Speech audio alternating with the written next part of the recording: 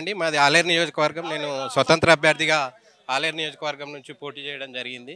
So, ఇయాల ఎందుకంటే నాకొస్తున్న ఫోన్లు గానియండి, నాకొస్తున్న వినతులు గానియండి, ఎందుకంటే నేనొక ప్రజాప్రతినిధిగా పోటీ చేయడం జరిగింది గనుక నా నియోజకవర్గ ప్రజలు గానియండి, నాకున్న పరిచయస్తులు గానియండి, ఈ ధరణి బాధితులు ఎవరైతే ఉన్నారో వారు నాకు రోజు నిత్యం ఒక పదుల సంఖ్యలో ఫోన్స్ వస్తున్నాయి. ఎందుకంటే గత పాలకులు చేసిన తప్పులు కుప్పలు తెప్పలుగా గుట్టలు గుట్టలుగా పేరుకపోయి ఉన్నాయన్న. మీరేం చేస్తారంటే ప్రజావానికి వెళ్ళండి, వెళ్ళి మా బాధను మీ ద్వారా ప్రభుత్వానికి తెలియజేయండి అని చెప్పేసి నాకు ఫోన్లు చేస్తూ ఉన్నారు రైతులు, ధరణి బాధితులు. సో వారి బాధను అర్థం చేసుకొని ఈరోజు ప్రజావానికి రావడం జరిగింది. సో వారి ప్రధాన డిమాండ్ ఏంటంటే లక్షల సంఖ్యలో బాధితులు ఉన్నారు, ధరణి బాధితులు. సో వారికి మీరు ఇచ్చిన ఈ 9 రోజులు స్పెషల్ డ్రైవ్ అనేది సరిపోవట్లేదు. సో నిన్ననే ఇంకో కొత్త న్యూస్ వారం పొడిగించినామన్నారు, అది కూడా సరిపోదని చెప్పేసి ధరణి బాధితులు వారి బాధను వ్యక్తం చేస్తున్నారు. కనుక దయచేసి ప్రభుత్వము దీన్ని ఇంకొంచెం గడువు పెంచి కనీసం ఒక 45 రోజులు మీరు గడువు తీసుకున్నట్టయితే పూర్తి సమస్యలను పరిష్కరించడానికి ఒక మార్గాన్ని ఏర్పరిచిన వాళ్ళు అవుతారు.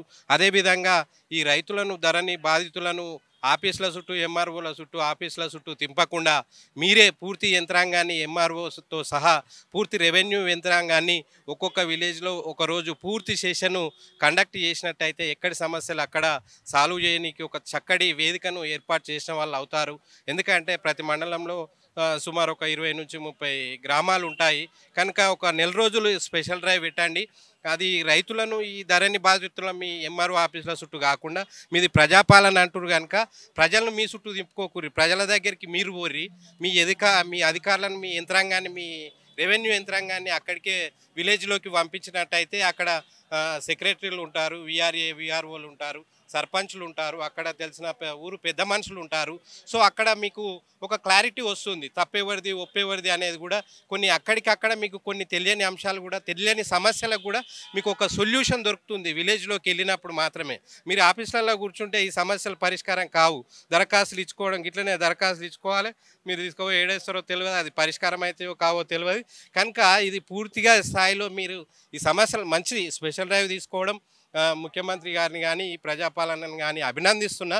కాకపోతే దీన్ని ఇంకా కొంచెం చొరవ తీసుకొని ఈ గడువును పెంచండి, విలేజ్లో పెట్టండి. విలేజ్లో పెడితే ఒక రోజు పూర్తి కేటాయించేసేయండి. ప్రతి గ్రామానికి 20 నుంచి 25, 30 గ్రామాలు ఉంటాయి. ఒక 25 రోజులు స్పెషల్ డ్రైవ్ పెట్టిరంటే ప్రతి గ్రామంలో ఉన్న సమస్య క్లియర్ అయిపోతుంది. కనుక ఈ విషయాన్ని మానవతా దృక్పథంతో ఆలోచించి ఈ ధరణి సమస్యల అవకతవకలను సరిచేసే కార్యక్రమాన్ని ఈ స్పెషల్ డ్రైవ్ను ఒక 45 రోజులు పొడిగించాలని చెప్పేసి గౌరవనీయులు ముఖ్యమంత్రి రేవంత్ రెడ్డి గారిని ₹1 ఉద్యమం తరపున ఆలేరు నియోజకవర్గం స్వతంత్ర అభ్యర్థిగా ఒక ప్రజల కష్టాలు తెలిసిన వ్యక్తిగా ఒక అర్జీ ఇవ్వనీకి ఈరోజు ప్రజావానికి రావడం జరిగింది. దయచేసి ఈ ప్రభుత్వము ఆలోచించి ఈ గడువును పెంచి రైతు సమస్యలు ధరణిలో జరిగిన అవకతవకలను కూలంకషంగా పరిశీలించి పరిష్కరిస్తారని నమ్మకంతో ఈరోజు ప్రజావానికి రావడం జరిగింది. నా పేరు గుజ్జుల రామచంద్రారెడ్డి, ఆలేరు నియోజకవర్గం స్వతంత్ర అభ్యర్థి.